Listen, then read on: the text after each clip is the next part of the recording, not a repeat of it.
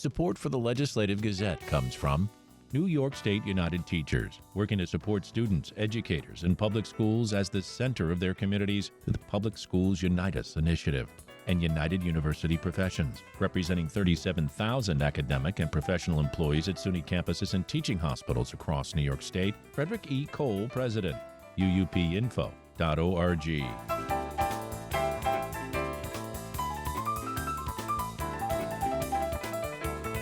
New York's budget is now on track to be 2 weeks late. To break down the stumbling blocks and state of play in Albany, Capital Region reporters Jung-Yoon Han and Jimmy Vielkind of the New York Public News Network have this update. Hey, Jung-Yoon. Hi, Jimmy. So the state budget's still late, and things are starting to get a little spicy. One of the state's top lawmakers, Assembly Speaker Carl Heastie, introduced a bill that he seems to think will reduce the governor's leverage. What's going on? Right. So for context, the speaker's mantra on budget talks is that it should always just be about crunching the numbers, about the dollars and the cents, not about policy. The governor, meanwhile, says she doesn't really care that the budget is late because of policy negotiations.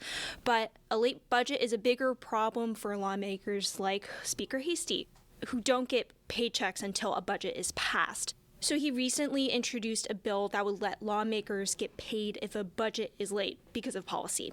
Is that actually going to pass? Well, it seems like it's really just a message that he's trying to send to the governor. It doesn't seem like it will go very far. It's an indication that things aren't going so well in terms of budget negotiations. You know, the other big development has been prosecutors and people who support the governor coming to the Capitol. They were pushing for changes to the discovery laws, which govern how evidence is shared before a criminal trial. So what did prosecutors have to say, Jung-Yoon? Yeah, this has been one of the biggest sticking points in the budget, and in recent days, a trickle of district attorneys have been coming up to Albany to support the governor's proposal on how evidence is shared. Some of them are sticking to their guns and saying that there should be stricter changes to the rules about how much material needs to be turned over. Others, though, are showing some willingness for compromise. They're saying instead of emphasizing the rules for the materials, they might be more comfortable with just changing the consequences if there is a slip-up. How did lawmakers take that? Well, a powerful caucus of Black and Hispanic lawmakers still oppose the governor's proposals writ large. They say that the plan would tip the scales of justice in favor of prosecutors. Hence, the budget negotiations are still in deadlock. On the money side of things, you've been covering that. What's the latest there? Well, you know, the budget is still big. It's more than $250 billion, and it's built on a pretty rosy economic picture. Remember that Kathy Hochul put this budget together in January. But that picture, it's really dated. Anyone who's followed the news in recent days has seen the stock market really take a tumble in response to President Trump's tariffs. Things did start to recover a little bit when Trump paused those new levies. It still doesn't look good, no. No, and it's still, there's a lot of uncertainty. That's important because Wall Street, and we say Wall Street is not Main Street, but Wall Street accounts for about 20% of state income tax revenues. So when the stock market's not doing well, it has big consequences for the state budget. I asked some of the top lawmakers about this and whether it gives them any qualms about pushing ahead with such a big spending plan. Assembly Speaker Heastie said it was too soon to tell, but the budget director, Blake Washington, who works for Governor Hochul, he said it did give him, quote, pause. It still seems likely that the budget will be bigger than what Hochul proposed. When will we get a sense of how big that budget will be? Well, it's hard to say, Jung-Yoon. It's pretty week to week right now. We'll have to see what progress report lawmakers get when they return to the Capitol on Tuesday. But here's how two top Assembly members, Ed Raw and Gary Pretlow, put it on the chamber floor. We're a week closer than we were last week. A week closer to what? That does not sound like good progress. Yeah, I don't really have a prediction of when this will get done, but I'll see you soon. Until next time, thank you, Jimmy. Thanks. Bye-bye. That was Jung-Yoon Han and Jimmy Vielkind of the New York Public News Network. Lawmakers return to the Capitol on Tuesday.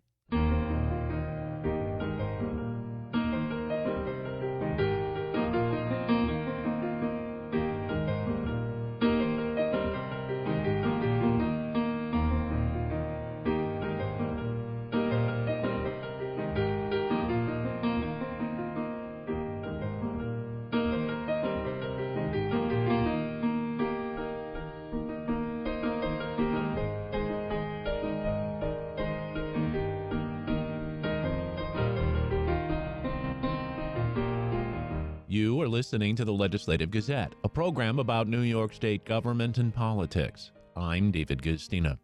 This week I sat down with John Caney. He's the executive director of Reinvent Albany, a nonprofit that pushes for more government transparency. We began our conversation by talking about how most of the final budget negotiations are done beyond public view, between, quote, three people in a room. Yeah, I think that the big problem from a transparency perspective is that the real discussion and voting is when the legislative leaders present uh, their their agreements, negotiated agreements, to their own caucuses, and that's when you have the candid discussions. And the Schoolhouse Rock version is that that discussion occurs in public on the floor of the legislature, like you can see on in Congress. Often there's that debate, but that's not how it really works. That it's less the three-person in a room issue, which is just a built-in feature of negotiating in all political systems everywhere. And New York's not really bad in that way. It's that the discussion and the back and forth is all private. And so when the Senate and the Assembly come to their chambers, the decisions have been made and there's not real discussion. There's just a vote and it's bang. So the public does not get to hear the debate and on the budget. And in fact, there's less public debate on the budget on the floors than there are on kind of everyday unexciting bills, during which you have members get to rise and opine on things. So it is very secretive, the entire process, and it's filled with leaks and all kinds of strategic leakery that goes on when special interest groups have members of the legislature leak parts of the agreements to them, and then they give those to reporters, and it's basically a undemocratic and opaque process. Yeah, I think that you and I would agree fundamentally on that issue when it comes to transparency. But nonetheless, why would lawmakers vote to make things more transparent, which could hoist them on their own petard, so to speak? But yet there are some bills that are moving through the legislature, at least three that I see that you're supporting, that would help create open government.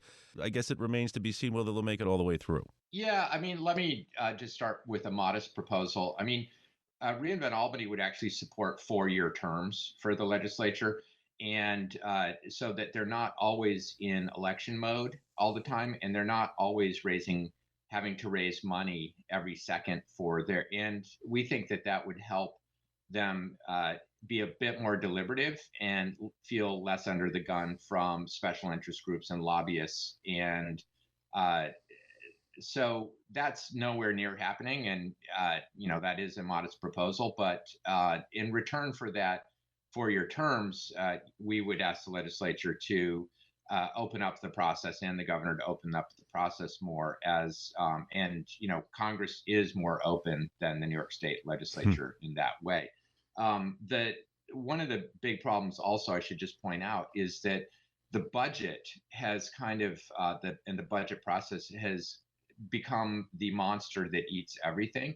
And you've got basically a major league and a minor league process in Albany where the budget is the major league and it's the big policy proposals that are discussed, debated, fought over. And then you have and that's the major league session, the budget. And then you have what's called the regular legislative session, and what we call the minor league or the JV session. And that's a big problem, because what happens is that the governor's power just grows and grows in New York as more and more of the state's business is decided during that budget session, which the governor has maximum power in. And without getting too far astray, that's because of some state highest court of appeals decisions in the early 90s, Pataki versus Silver and Silver versus Pataki, where the state's highest court decided that the governor could indeed put policy into the budget and the legislature can't strip it out. And so that's one. So over time, that's helped create this major league and minor league process. And one part of the state budget being late is that minor league session gets shorter and shorter and shorter. That's John Caney, Executive Director of reInvent Albany.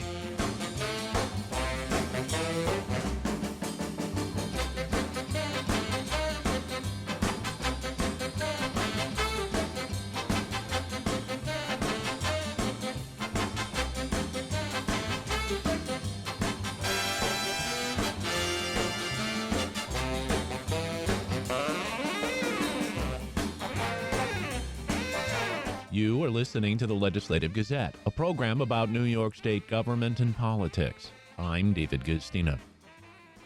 While New York State lawmakers have missed the April 1st deadline to reach an agreement on this year's budget, Capital Region lawmakers say negotiations continue behind closed doors. The Legislative Gazette's Samantha Simmons with that story. State government has been operating on a series of short-term funding bills as Governor Kathy Hochul and fellow Democrats who control the legislature haggle over policy sticking points. Budget Director Blake Washington spoke with reporters Wednesday. Exchange of information continues, signing off on non-controversial issues as we go, sort of separating the wheat from the chaff as we go, so that when we reach an accord on some of the more bigger issues of the day, we can hit the ground running and deliver a budget. Washington says threats of tariffs, federal funding cuts, and policy changes are making negotiations volatile. It strikes a level of question and doubt and fear in some cases in budgeteers' minds. Whenever the budget is approved, that's likely not the end of the road this time. Some Capital Region lawmakers agree they will be back in Albany after the close of session in mid-June for a special session to deal with fallout from the federal government's own budgeting. Assemblyman John McDonald says with roughly $8 billion in federal cuts expected, the legislature is being prudent.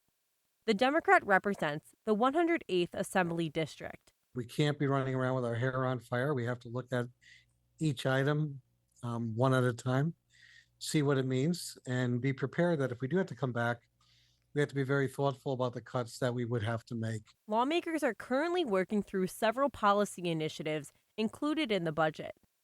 One of the major sticking points is changes to the state's involuntary commitment law. If changed, the law would clarify that individuals could be involuntarily admitted if they do not possess the mental capacity to care for themselves. The change would align New York with 43 other states.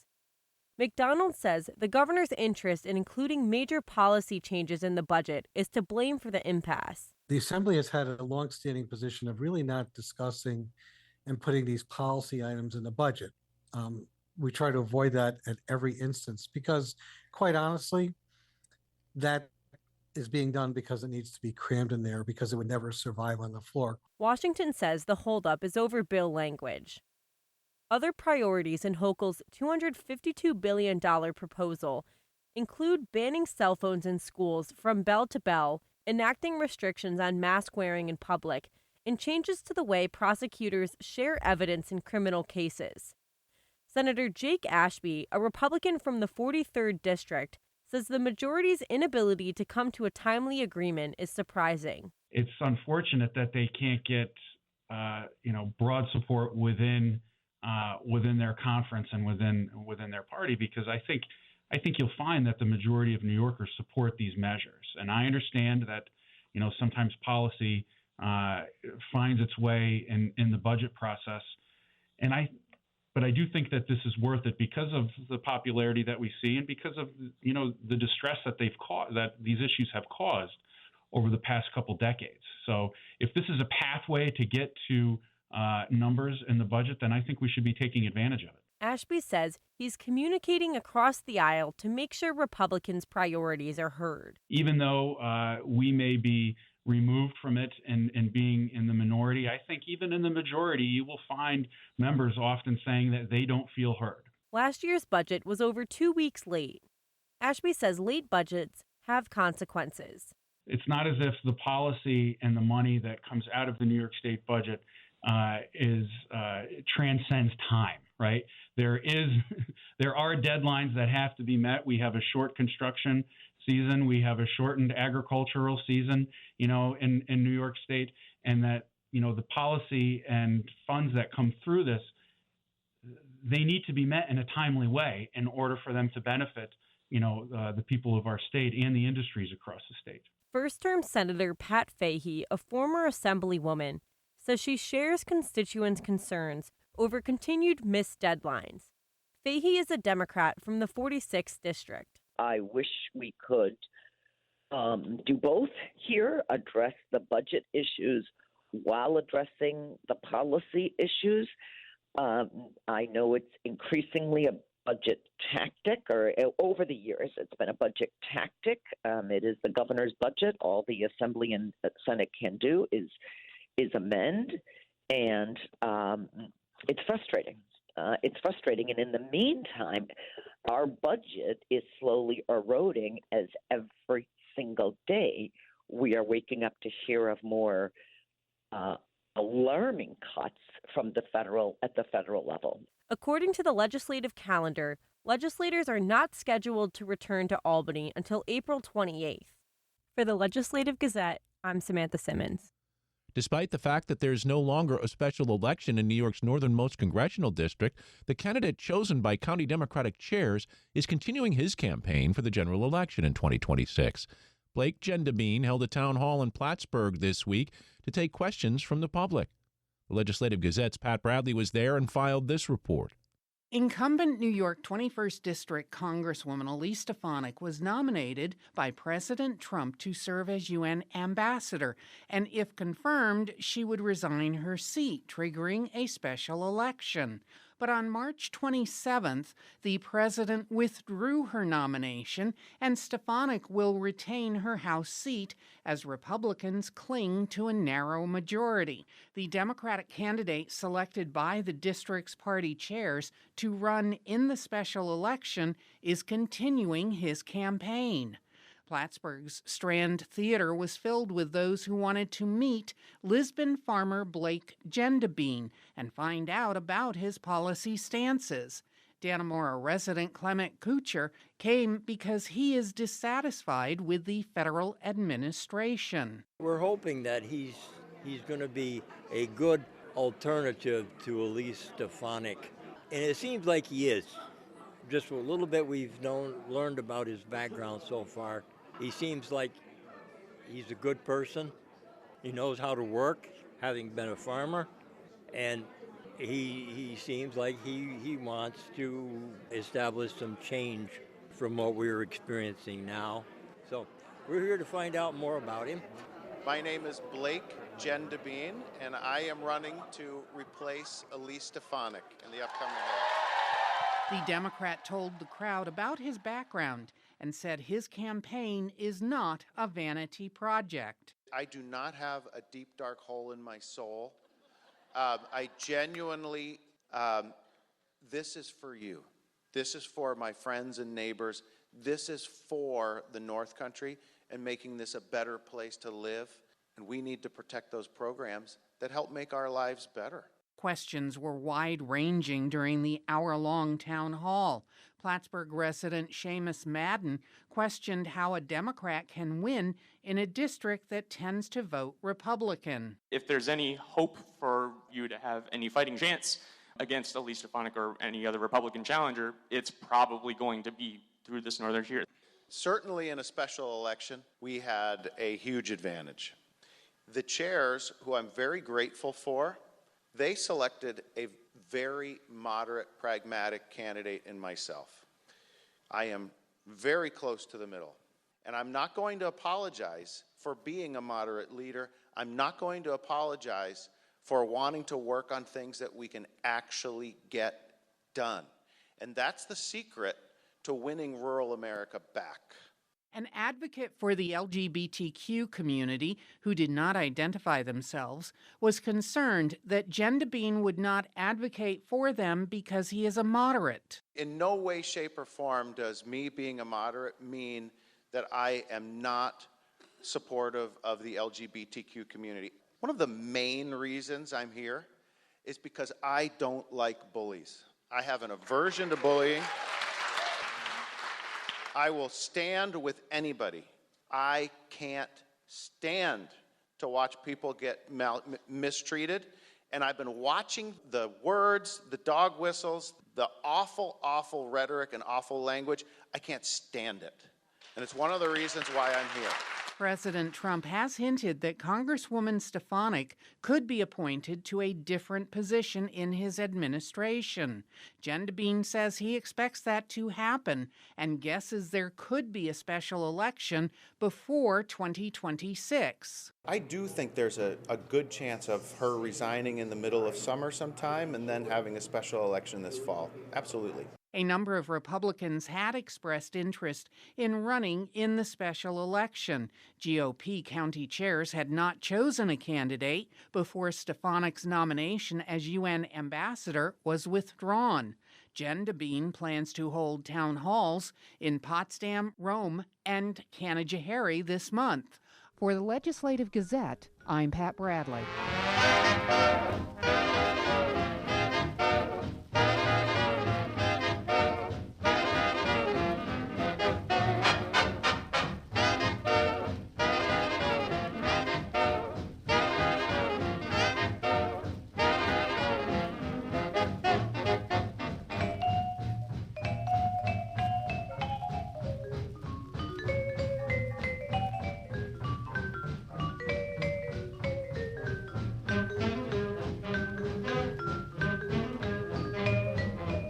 You are listening to the Legislative Gazette, a program about New York State government and politics. I'm David Gustina.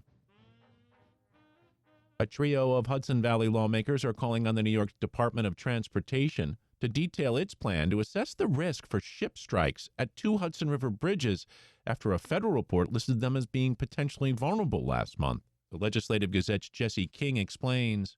In a letter to State DOT Commissioner Marie-Therese Dominguez, State Senators Rob Rollison, Michelle Hinchey, and James Skoufis asked her to share her thoughts on a recent report by the National Transportation Safety Board. The report identified 68 bridges across the country that still need to be evaluated for their risk in a vessel strike. More than a dozen New York bridges were named, including 2 in the Mid-Hudson Valley, the Newburgh Beacon Bridge and the Rip Van Winkle Bridge between Hudson and Catskill. State Senator Rob Rollison, a Republican from the 39th District, says both bridges see a lot of traffic, from the vehicles that cross them and the cargo ships that pass underneath. There are significant amounts of river traffic, but also, too, there are ocean-going ships that go, up and down the river all the time. The NTSB report stems from its ongoing investigation into the collapse of the Francis Scott Key Bridge in Baltimore, Maryland last year. The Key Bridge had a structural risk level that was almost 30 times above the federal government's acceptable threshold when it was brought down by the container ship Dali. 6 people were killed, and shipping to the port of Baltimore was blocked for weeks. In a statement to WAMC, the New York DOT says it does not directly own any of the New York bridges listed in the report, but adds, quote, "We continually work with our partner agencies to ensure that bridges in New York State are regularly inspected and safe for travel. We welcome the NTSB's input and are reviewing the report's recommendations," end quote. The New York State Bridge Authority, which owns the Newburgh Beacon and Rip Van Winkle bridges, says it is also reviewing a copy of the report and the lawmaker's letter. To be clear, the report does not state that either bridge is in poor shape or at certain risk of collapse. It simply says no assessment has been done with recent data to determine how it would fare in a ship strike. The American Association of State Highway and Transportation Officials, or AASHTO, has a calculation for this that it created in 1991, but most of the bridges in the NTSB report were built before then. NTSB Chair Jennifer Homendy told reporters last month that the Maryland Transportation Authority never conducted an assessment for the Key Bridge. Not only did MDTA fail to conduct the vulnerability assessment on the Key Bridge, they did not provide, nor were they able to provide, the NTSB with the data needed to conduct the assessment. We had to develop that data ourselves. The Key Bridge was classified as a critical essential structure at the time of its collapse. The NTSB report also considers the Newburgh Beacon Bridge a critical essential structure for the traffic it sees, while the Rip Van Winkle Bridge is considered typical. In their letter, Rollison and his legislative colleagues ask for a timeline to assess the New York bridges, as well as a list of any steps or reviews the state has already taken. To be able to better understand what we're going to do as a state, whether it's the DOT, Bridge Authority, in conjunction in addressing those concerns. So the motoring public, the individuals who work for the Bridge Authority and work on these spans, have an understanding of what the challenges can be and how you're going to address them. Rollison says there are multiple agencies at play when looking at shipping safety.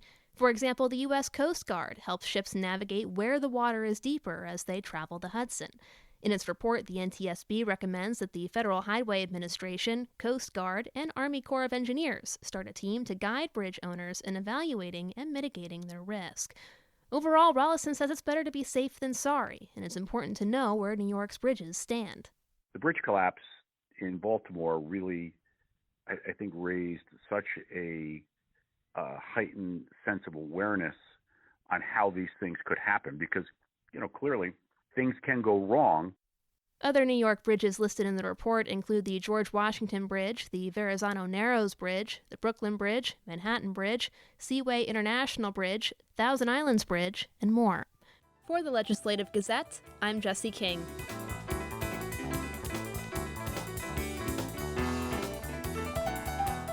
And that about does it for this week's show. The Legislative Gazette is a production of WAMC Northeast Public Radio.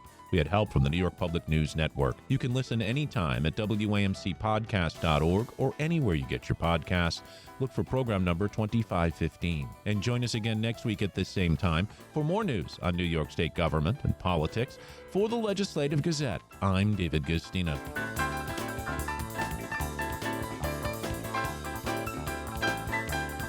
Support for the Legislative Gazette comes from United University Professions, representing 37,000 academic and professional employees at SUNY campuses and teaching hospitals across New York State. Frederick E. Cole, President.